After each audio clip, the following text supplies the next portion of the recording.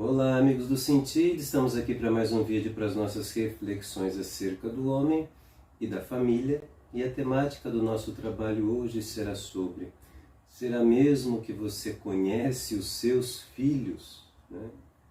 Acho que é um vídeo que tem conversado muito com a Ângela, né? A gente tem conversado muito e visto como que os pais, na dificuldade com os filhos, geralmente quando vem se queixar de algum problema, né? Sei lá, alguma questão de obediência, ou alguma questão que o filho está muito rebelde, a filha está muito rebelde, né? Ou simplesmente porque, sei lá, os pais têm muitas dúvidas de como que podem fazer para ter acesso aos seus filhos, e não somente ter acesso, mas assim, tentar resolver os problemas. E aí você pode adaptar, a gente não está falando de nenhum problema específico, porque não precisa, né? Acho que o mote do vídeo, vocês vão entender isso, a gente está muito mais preocupado na relação mesmo, como que anda a qualidade da relação nossa com os nossos filhos, ao ponto de a gente poder simplesmente, tendo acesso ao nosso filho, compreender de que problema real a gente está falando, e como que a gente, na condição de pai e mãe, pode, tendo acesso a esse filho, resolver os problemas dele ou mesmo problemas do seu relacionamento com eles. Né? A gente tem visto nos consultórios um aumento de demanda sobre a própria maturidade. A gente tem visto assim, que há um empenho muito grande em tentar reencontrar um fio de uma meada que foi perdido ao longo do tempo, seja pela própria criação, enfim, seja pela moda, seja pelo contexto social, enfim. A gente tem observado que isso tem sido uma coisa muito eminente dentro do setting psicológico. E associado a essa busca de maturidade, a gente encontra um descompasso o tempo todo, que chama realidade. Então, assim, por mais que as pessoas tentam ou tendem a um crescimento pessoal, ainda está enraizado muito de um homem, né, que foi constituído alheio à sua realidade concreta. Então muito se fala de respirar, de olhar para fora, de contemplar a natureza, de fazer leituras que te inspirem espiritualmente, meditação, enfim, o que vocês acham que vão engrandecer enquanto pessoas. Mas na natureza das relações a gente consegue ainda perceber que há um empobrecimento, como se todo esse conhecimento que de repente foi revelado não consigam ser colocados no âmbito prático. E nos relacionamentos com os filhos isso parece mais emergente. Por quê? Porque eu estou num movimento de maturidade, de amadurecimento pessoal, mas eu não consigo contextualizar ele dentro de uma realidade prática. E os filhos, eles convocam a gente justamente nisso, na coisa prática. Então, assim, a maioria dos dilemas emocionais dentro de uma família com crianças ou adolescentes é não saber o que fazer com essas crianças ou com esse adolescente, com a demanda que aquelas crianças trazem. O que o Roberto está dizendo é justamente assim, a gente tem perdido o feeling de simplesmente contemplar esse filho ou essa filha. A gente desconhece esse ser que é tão íntimo nosso. E a gente começa a agregar juízos de valores em relação a eles, não é uma nem duas vezes que eu já escutei mães dizendo: o meu filho é um dissimulado, ou o meu filho... Eu vou desistir porque eu não sei mais o que eu faço com essa criança, com esse adolescente, porque se poupa de um elemento que é básico em toda maternidade, paternidade, que seja conhecer aquele objeto de amor. A gente tem se perdido o tempo todo querendo trazer muitas informações e a gente tem minimizado a janela de colocar na realidade ou na prática como é que a coisa precisa ser engrenada na nossa vida concreta. Admirar o que a gente tem, conhecer o que está ali, posto. E toda vez que eu me predisponho a conhecer o que está ali, eu consigo ter a virada de chave do que realmente eu E como realmente eu posso impactar essa criança ou esse adolescente.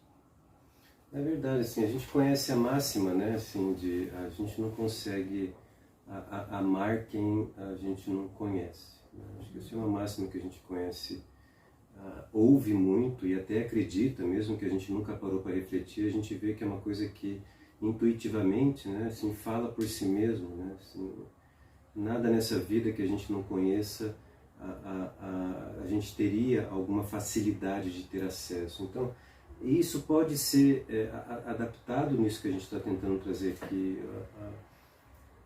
Apesar da gente ser psicólogo, teria inúmeras razões para partir sempre de alguma interpretação psicológica, sempre a literatura psicológica, a literatura a respeito do ser humano tem crescido tanto nessas últimas décadas e o que não nos falta, vamos sempre falar do Google, né?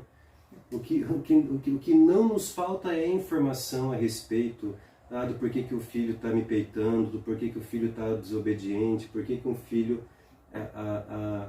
está tendo dificuldade de aceitar os valores dentro da família, dentro daquilo que a gente, enquanto pai, está colocando. É inúmeras as interpretações. E, sinceramente, a gente está numa fase meio que de fugir disso e está tentando retornar à realidade mesmo. Né? E isso significa, gente, pode parecer meio esquisito a gente dizer isso, né? Mas vocês são psicólogos, vocês são estudiosos, vocês têm um conhecimento e a gente não pode fugir, virar as costas para o conhecimento. Eu não estou dizendo isso.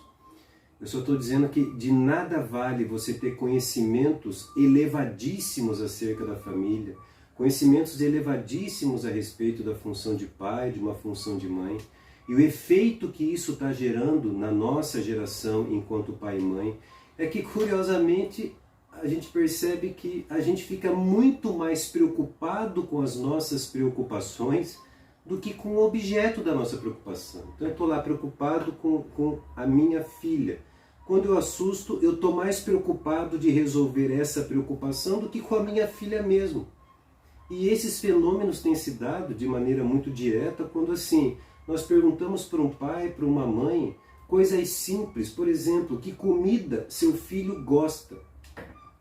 Qual é a cor preferida do seu filho, da sua filha? Quem são os melhores amigos? Quem são os melhores amigos? Que roupa gosta de vestir? Que livro gosta de ler? Que filme gosta de assistir?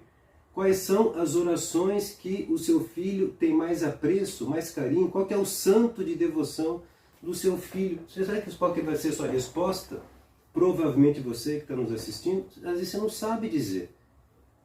Você não consegue responder 1/3 dessas perguntas, sendo que seu filho às vezes está lá com 5, 10, 15 anos de idade, e você não conseguir responder 1/3 dessa pergunta, é disso que a gente está falando. Ao mesmo tempo que você deve ser o mestre de teorias, interpretações, porque já deve ter participado de muitos cursos, acerca deste ou daquele comportamento. E aí sabe qual que é a sua sensação? Se sentir impotente. Por quê? Porque parece que nós sabemos, temos todos os instrumentos na mão, mas nunca produz efeito nenhum. Você sabe por que isso acontece? Porque seu filho, ele não olha para você pensando numa teoria. Ele não olha para você pensando nos instrumentos que você tem, nas palavras sábias que você tem a dizer. O seu filho, ele toma você como uma presença em si mesmo. E às vezes o que ele quer é simplesmente a sua atenção e saber se você está disposto, se você está disposta a se interessar pela vida dele. Isso parece bobagem.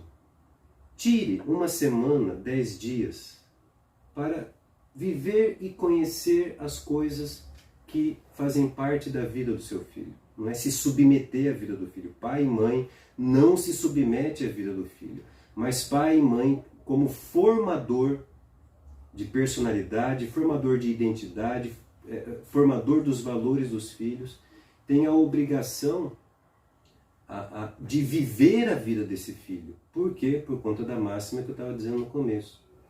Nós não podemos amar aquilo que não conhecemos. Nós não conseguimos resolver os problemas se eu estou diante de alguém que eu não conheço. Senão vocês vão pedir mágica.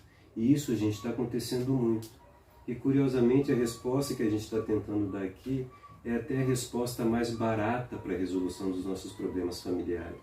A gente se voltar com mais atenção e gastar o nosso tempo, né, e não se privar de se lançar ao convívio com os nossos filhos, tentando conhecer essas coisas básicas da vida, até biológica dos nossos filhos, para que depois a gente avance para a vida psicológica dos nossos filhos e sem perder de vista toda a nossa vida espiritual que nós temos de viver dentro de casa. A receita é muito simples, né? Todo relacionamento humano é como uma festa, é como um convite.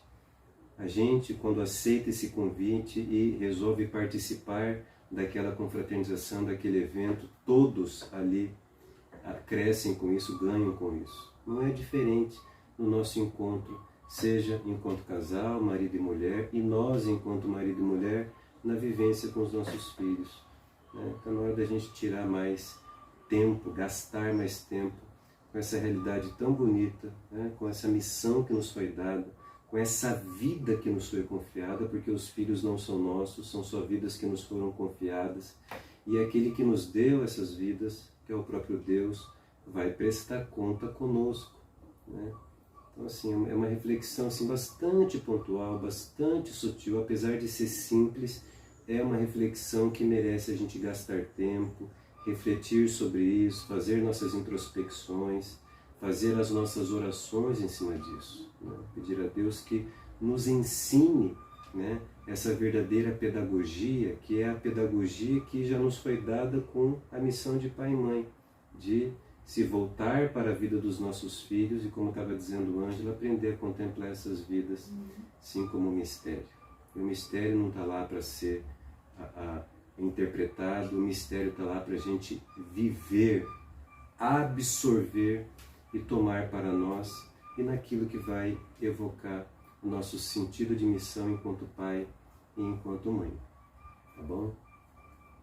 É uma breve reflexão. Gastem tempo com os filhos de vocês. Parem e observem os movimentos dos filhos de vocês. Ali vocês vão encontrar bastante respostas. E estejam disponíveis, né?